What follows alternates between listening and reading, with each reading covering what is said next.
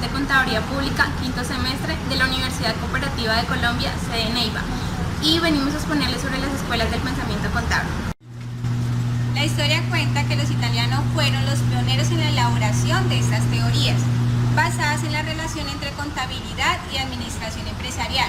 Para eso, daremos a conocer las siguientes. Mi nombre es Heidi Jaramillo y la escuela del pensamiento contable que me correspondió es la escuela clásica. Hola, mi nombre es David Lorena Liscano Restrepo y la escuela que me correspondió fue el personalismo. Hola, mi nombre es Olga Lucía Suero y la escuela que me correspondió fue la contista. Mi nombre es Luis Miguel y la escuela que me correspondió fue el patrimonialismo. Hola, mi nombre es Dora Elia Gutiérrez, la escuela que me correspondió es Lombardo.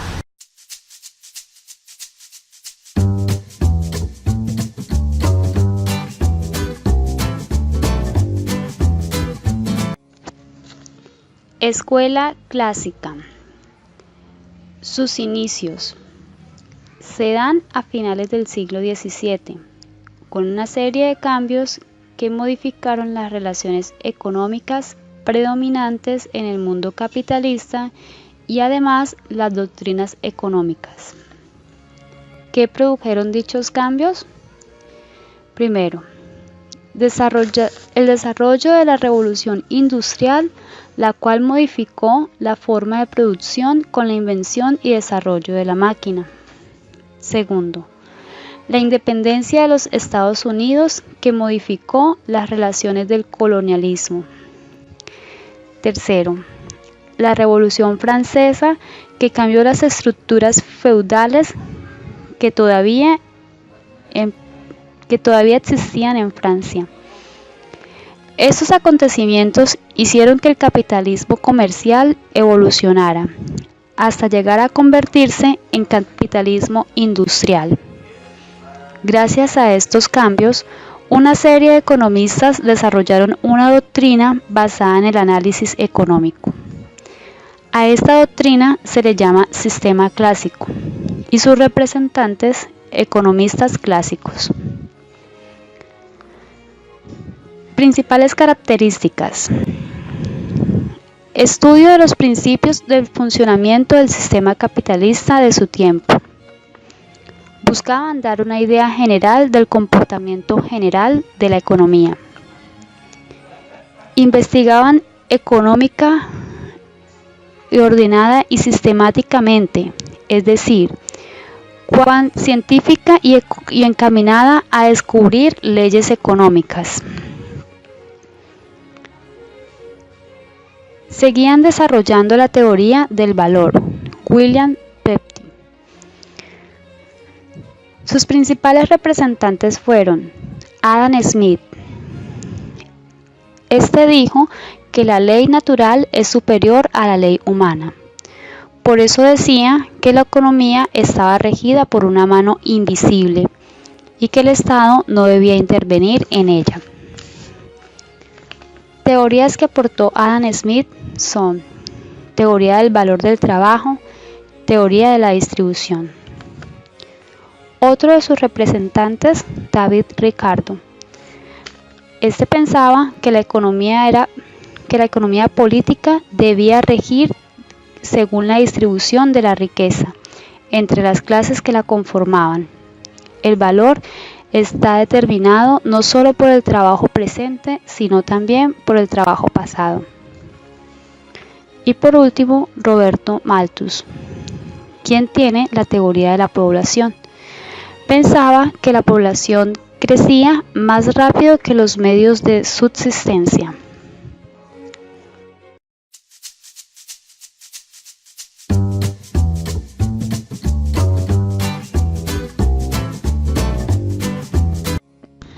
Hablaré acerca de la teoría del personalismo. Indudablemente, con la representación de las cosas por personas, cuentismo, se actuaba dentro de una ficción, utilizando el artificio de personalizar los objetos. Cervoni compuso su teoría personalista, eliminando la ficción de la existencia de personas en las cuentas para explicar el movimiento de estas, pero admitiendo que las personas que administran o toman parte de la administración de la materia sendal tienen relaciones de naturaleza jurídico-contable y por ello se abren cuentas a esas personas para regular sus relaciones de obligaciones y derechos recíprocos. Las cuentas resultan así instrumentos de representación y de fijación de tales relaciones.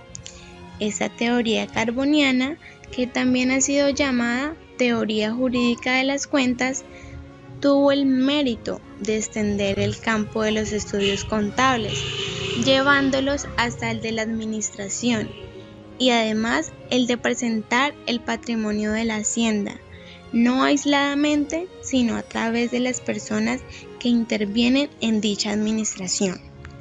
Zerboni definió la contabilidad diciendo que es la ciencia que tiene por objeto teórico el estudio de las leyes que gobiernan las haciendas, ya sea consideradas en sí mismas, ya sea observándolas en relación con otras y por fin práctico las normas con las que las haciendas deben ser organizadas, gobernadas y dirigidas para alcanzar sus fines. El desenvolvimiento de la teoría personalista con carácter científico le corresponde pues a Giuseppe Zerboni, quien en sus primeros ensayos de logismografía presentado en el Congreso Científico Italiano propone un sistema de contabilidad que se aplica al Estado de Italia desde 1877 a 1892. Este sistema contable se basa en 4 libros fundamentales: el diario, el libro de desarrollos, en el que se dispone cuidadosamente una bien estudiada subdivisión de las cuentas generales del diario con el fin de facilitar la tarea analítica, las minutas de las cuentas, que suponen una especie de borrador, y el cuadro de contabilidad, síntesis de diario y desarrollo, visión general, resumida y ordenada de la contabilidad de la empresa. Para concluir, la teoría del cargo y abono la explica diciendo que quien recibe es deudor, se anotará en el debe, quien entrega es el acreedor y se anotará en el haber. Se basa también en la concepción de las responsabilidades jurídicas, dado que entiende que la contabilidad se lleva como garantía frente a terceros. Interesa más conocer las relaciones establecidas por la empresa con terceras personas y las garantías frente a ellas que la marcha de la empresa. Según esta escuela, la contabilidad tiene un enfoque legalista.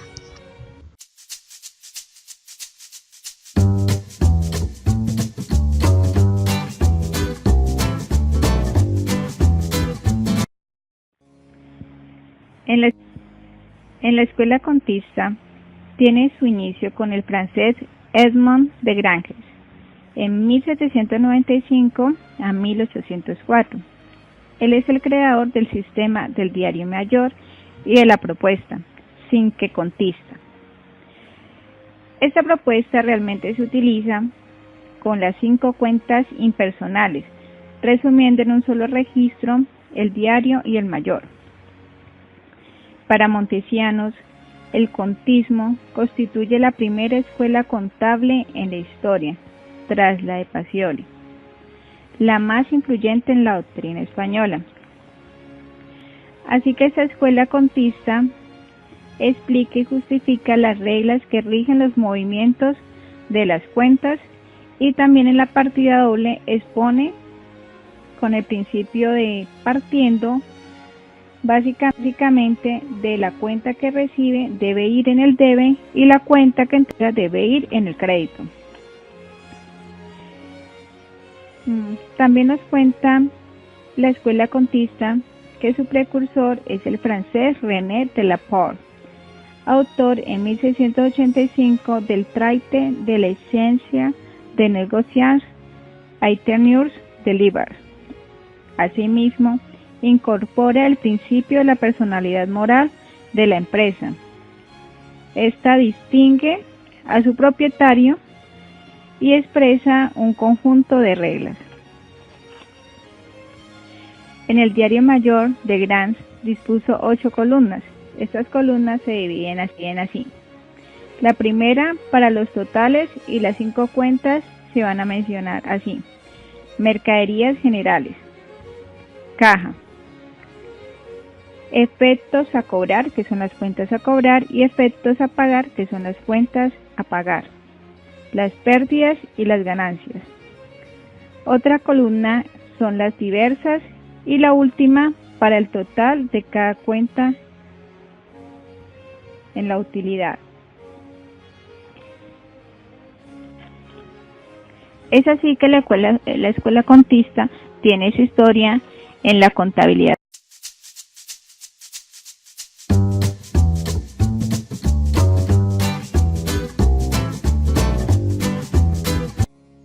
La corriente del pensamiento contable que tiene mayor repercusión en la actualidad es la patrimonialista. Considera la contabilidad como ciencia que estudia los fenómenos del patrimonio haciendal. Su líder y creador de la estructura científica que posee fue Vincenzo Masi. Nacido en Rimini, Italia, el 6 de febrero de 1893 y falleció en Bolonia en 1978. Fue alumno de Fabio Vesta en Veneza y en 1919 obtuvo el doctorado, año también en el que edita su primer trabajo. Sus principales obras son la Ragioneria Commercienza del Patrimonio, la Statica Patrimoniale y Patrimoniale Dinamico. Masi divide los estudios contables en dos, la estática y la dinámica. La estática es el estudio del patrimonio haciendal encargado de examinar la composición cualitativa y cuantitativa, esto es, sus elementos y sus valores y las condiciones de equilibrio. Por otra parte, la dinámica examina primordialmente el patrimonio de las inversiones y las financiaciones, como los costos, los ingresos y los resultados de las empresas. Los fenómenos patrimoniales, o sea, todo lo que acontece con la riqueza haciendal, continúa siendo objeto central de estudio de las mejores obras de nuestro tiempo, y la propia parte instrumental, formal, escritural, prosigue siendo normalizada dentro de una óptica rutinariamente patrimonialista.